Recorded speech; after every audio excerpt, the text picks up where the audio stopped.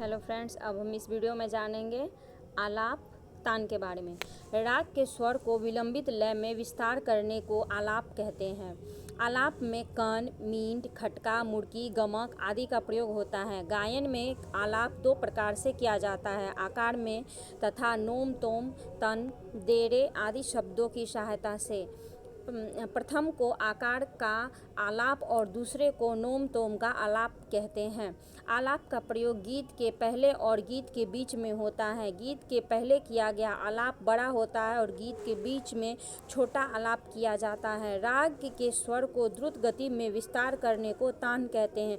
तान किसे कहते हैं? राग के स्वर को द्रुत गति में विस्तार करने को तान कहते हैं। तान और आलाप में मुख्यतः गति का अंतर होता है, नहीं तो दोनों लगभग एक से हैं। तान के कई प्रकार होते हैं, अलंकारिक तान, सपाट तान, छूट तान इत्यादि। तान का प्रयोग गानों के बीच में होता है। वाद्य में प्रयोग किए जाने वाले तानों को तोड़ कहते हैं, तोड़े कहते हैं। छोटे ख्याल में अधिकतर दुगुन और बराबर के लिए के लय की ताने बोलते हैं।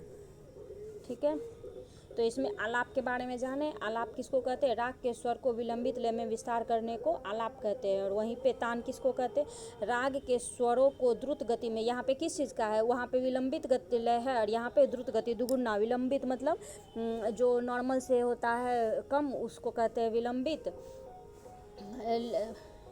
और द्रुत गति। ठीक।